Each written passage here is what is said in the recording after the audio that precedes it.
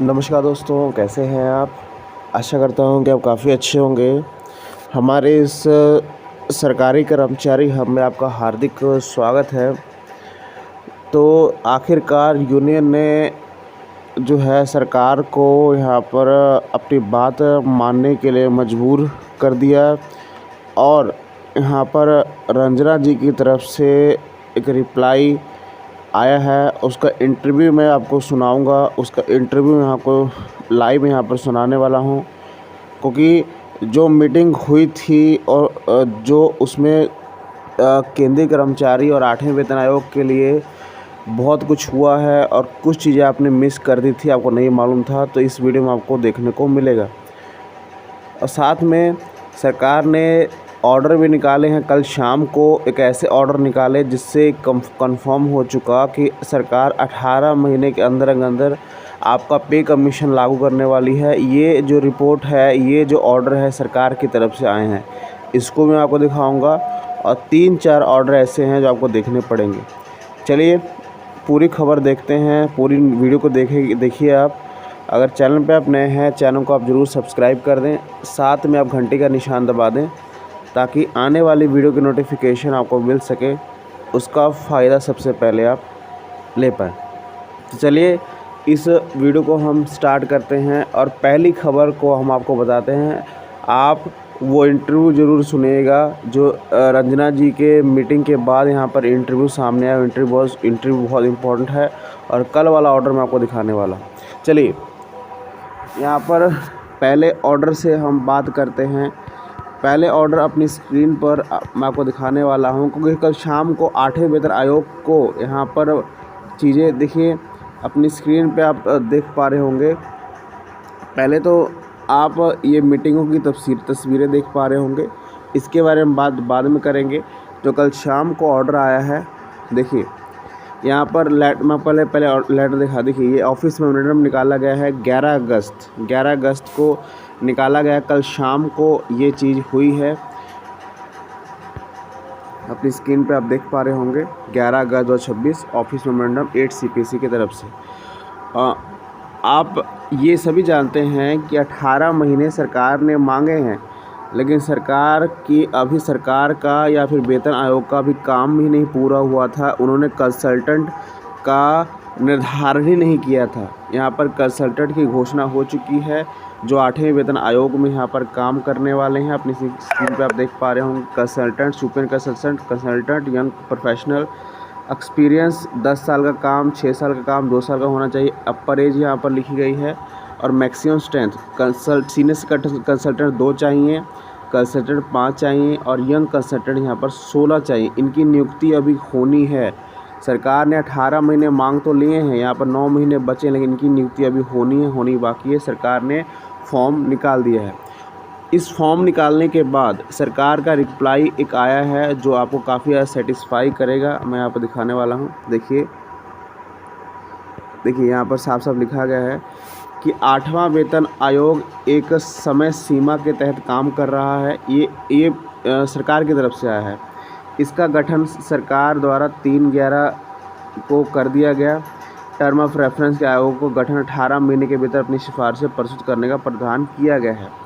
महत्वपूर्ण बात यह है कि सरकार ने बाद में संसद में ये स्थिति को दोहराया है कि 10 फरवरी 2026 को राज्यसभा के वित्त मंत्री ने कहा था कि 8वां वेतन आयोग भत्ते, पेंशन सहित विभिन्न मामलों अपनी सिफारिशें अपने गठन के 18 महीने के भीतर देगा। ठीक है, अब यहाँ पर देखिए संसद में ये बयान इसलिए महत्वपूर्ण है क्योंकि इसकी पुष्टि होती है कि 18 महीने की समय सीमा आयोग की रिपोर्ट के लिए द्वारा निर्धारित आधिकारिक समय सीमा है, मतलब इससे ऊपर नहीं जा सकते हैं। ठीक है, इसके दौरान विभिन्न शहरों से संगठनों, पेंशन भागियों से हितग्राहियों से परामर्श। इस बैठक के दौरान कई इनपुट एकत्र करना होता है। ऐसी स्थिति में देखिए यहाँ पर ड्राफ्ट नोट के बारे में बताया गया है। अब देखिए यहाँ पर मेन पॉइंट यहाँ पर क्या है, कंसल्टेंट की नियुक्ति बहुत ज़रूरी थी, ये करना ज़रूरी था, तो सरकार ने कर दिया है। अब यहाँ पर देखिए सरकार ने लास्ट में पैराग्राफ में लिखा है, आने वाले महीने 8 CPC के लिए बहुत महत्वपूर्ण है। ठीक है, आयोग कर्मचारी पेंशनभोगियों सेवा संगठन और अन्य हितधारकों को प्राप्त रिकमेंडेशन का अध्ययन करना है। मौजूद वेतन भत्ता संरचना की समीक्षा करनी है। तुलनात्मक एवं वित्तीय विश्लेषण करना है। आर्थिक राजकोषीय प्रभावों और विचार करना है। अतंत अपनी सिफारिशें तैयार करना है। ये 8वें वेतन आयोग का जवाब है। ठीक है, यह पूरी प्रक्रिया सरकार द्वारा संसद के बार बताई गई 18 महीने के भीतर ही करनी है। ठीक है, कंसल्टेंट रिक्वायरमेंट, विशेषज्ञ research, data analysis, legal exercise, पे रिलेटेड एक्सपीरियंस पर दिए गए जोर से आयोग के वर्तमान कार्य की प्रगति स्पष्ट होती है। केंद्र सरकार कर्मचारियों पेंशनभोगियों मुख्य बात यह है कि आधिकारिक घोषणा हो चुकी है। 3 नवंबर के बाद से 18 महीने काम शुरू हो चुका है। ठीक है, तो ये पूरी टीम यहाँ पर सरकार ने और 8वें वेतन आयोग ने कंप्लीट कर ली कल, और सरकार ने जवाब दे दिया कि ये जो बीते जो अब महीने बहुत इम्पोर्टेंट है, क्योंकि तो इसी के अंदर अब सरकार अपनी रिपोर्ट सरकार को सबमिट करने वाली। तो ये बहुत बड़ा कदम, जो कमी पेशी थी, जो कंसल्टेंट कमी पेशी थी, इतने मेंबर अभी चुने जाने थे, इनकी पूरी हो चुकी है। सरकार ने फॉर्म निकाला जा चुका है। अब सरकार ने स्पष्ट कर दिया कि 18 महीने से ऊपर सरकार यहाँ पर जाने वाली नहीं है। ठीक है, चलिए आगे बढ़ते हैं। अब अगली खबर की तरफ बढ़ते हैं, जो आपके 8वें वेतन आयोग के लिए रिगार्डिंग है।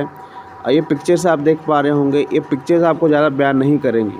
ठीक है, अब यहाँ पर जो ये पिक्चर आप देख पा रहे होंगे, ये 8, 9, 10 तारीख की पिक्चर्स है, जब दिल्ली में मीटिंग हुई थी। ये ज़्यादा कुछ नहीं कह रही हैं, ये यूनियन के मेंबर हैं, लेकिन आपको मैं जो इंटरव्यू सुनाने वाला हूँ वो काफ़ी ज़्यादा स्पष्ट आपको कर देगा। चलिए पहले मैं कोई इंटरव्यू सुनाता हूँ। सबसे पहला सवाल आपसे, क्या हुआ सर, कैसा है ऑफिस? पहली बार हम आपके चश्मे से समझने की कोशिश करते हैं। गए तो क्या हुआ, क्या बातें हुई? ओवर अच्छा खासा डिस्कशन हुआ, मतलब तगड़ा डिस्कशन हुआ है। कई चीजों पर वो सहमत दिखे, कई चीजों पर वो असहमत दिखे। एकदम हम पहले पहुंचे तो बड़ा मुझे भी ताज्जुब हुआ कि जब हम आयोग के सामने पहुंचे, जब हमारा टाइम आया 1 बजे, तो देखते ही मेंबर सेक्रेटरी साहब ने कहा, पटेल जी आप तो आ चुके हो पहले। आपने सुन लिया इंटरव्यू। सरकार की तरफ से पॉजिटिव रिप्लाई आए हैं, सरकार की तरफ से सभी कुछ नोट कर लिया गया है। एक बात यहाँ पर मंजीत जी ने कही है कि जो हमने सिफारिशें दी हैं, सरकार ने एक सिफारिश को ना किया। सरकार ने कहा कि मंजीत जी आप जानते हैं कि यूपीएस, एनपीएस और जो ओपीएस है उसके ऊपर सरकार फैसला अपना नहीं ले सकती है। मतलब यूपीएस एनपीएस रहेगा। अब आप भी जानते हैं कि ओपीएस को लाना अब मतलब बहुत मुश्किल है, अब ऐसा नहीं हो सकता। ये सरकार ने पूरी तरह स्पष्ट कर दिया है। और सरकार ने ये भी कहा है कि जितने भी आपके पॉइंट्स हमने नोट कर लिए हैं, और कुछ पॉइंट्स जो हैं काफ़ी ज़्यादा अनुकूल हैं, वो पूरे हो सकते हैं। यहाँ भी मंजीत जी ने बताया है, लेकिन ओपीएस और एनपीएस वाली बात पूरी नहीं की जा सकती। सरकार ने ये सब कुछ कह दिया है। ठीक है, तो ये मीटिंग बहुत ज़्यादा पॉजिटिव रही है। मतलब 9 महीने के अंदर अंदर आपका वेतन, इन्होंने ये भी कहा है, मीटिंग के द्वारा ये भी डिस्कस हुआ कि 9 महीने के अंदर सब कुछ सबमिट हो जाएगा। और अब यहाँ तक कि यहाँ पर मंजीत ने कह दिया है कि जुलाई से आपको एरियर मिल जाएगा और आपकी बढ़ी हुई सैलरी भी यहाँ भी अब मिल जाएगी। मंजीत ने ये सारा बयान दे दिया है। ठीक है, तो काफ़ी इम्पोर्टेंट चीज़ें रही हैं। चलिए आगे बढ़ते हैं अगली खबर की तरफ।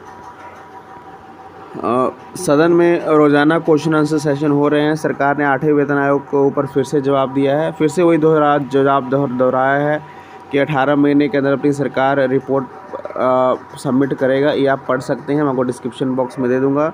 सरकार ने ओवर टाइम भत्ता के ऊपर भी अपना जवाब दिया है। ये भी आपको काफ़ी ज़्यादा इम्पोर्टेंट करेगा। इसमें लास्ट में आपको लाइन पढ़वा देता हूँ। देखिए यहाँ पर बताया गया है कि देखिए लास्ट में आपको लाइन पढ़ा देता हूँ, ये वाला। स्वप्रिय भत्ते, सेहत भत्ते और कई अन्य निर्णय वेतन आयोग की सिफारिशों के व्यय पर विभाग द्वारा जारी किया जाता है। मतलब 8वां वेतन आयोग आएगा कि सरकार पर कितना जब बोझ बढ़ता है, कितना कम होता है, उसके बाद जितने भत्ते बढ़ेंगे उसके द्वारा वो चीज़ें की जाएंगी। इसमें ओवर टाइम भत्ता भी शामिल है, तो ये भी आप पढ़ सकते हैं। ठीक है, इसके भी लिंक दे दूँगा।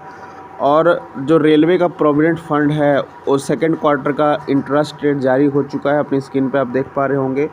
1 जुलाई 30 सितंबर तक जो है इंटरेस्ट रेट जो है यहाँ पर 7.1 रहने वाला है। इसका ऑर्डर भी यहाँ पर जारी हो चुका है। तो सभी ऑर्डर्स और जितने भी लेटर हैं आपको डिस्क्रिप्शन बॉक्स में मिल जाएंगे, वहाँ से आप डाउनलोड कर सकते हैं। और ऐसी न्यूज़ के लिए चैनल को जरूर सब्सक्राइब करें और इस वीडियो को तमाम केंद्रीय कर्मचारियों तक शेयर जरूर करें। आपका दिन शुभ हो। धन्यवाद।